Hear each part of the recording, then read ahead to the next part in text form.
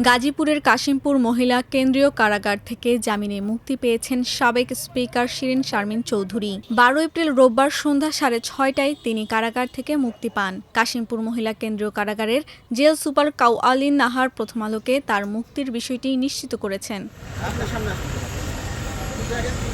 কারা কর্তৃপক্ষ সূত্রে জানা গেছে, রোববার আসামি পক্ষের আবেদনের পরিপ্রেক্ষিতে শিরিন শারমিন চৌধুরীর জামিন মঞ্জুর করেন ঢাকা অতিরিক্ত chief metropolitan magistrate Mohammad Zakir হোসেনের আদালত।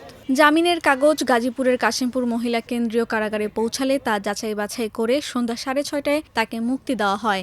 মুক্তির পর তিনি কারাগার থেকে বের হয়ে ঢাকার উদ্দেশ্যে রওনা দেন। জানা গেছে, রাজধানীর লালবাগ থানায় দায়ের করা একটি হত্যা চেষ্টা মামলায় তাকে গ্রেফতার দেখানো হয়। বৈষম্য বিরোধী আন্দোলনকে কেন্দ্র করে সংঘটিত সহিংসতার ঘটনায় দায়ের করা ওই মামলায় তাকে আসামি করা হয়। শিরিন শারমিন চৌধুরীকে ৭ এপ্রিল মঙ্গলবার ভোরে রাজধানীর ধানমন্ডির একটি বাসা থেকে গ্রেফতার করে ঢাকা মহানগর পুলিশের গোয়েন্দা শাখা। এরপর তাকে আদালতে হাজির করা হয়। এ সময় তার রিমান্ড আবেদন নাকচ করে জামিন আবেদন নামঞ্জুর করে কারাগারে পাঠানো হয়।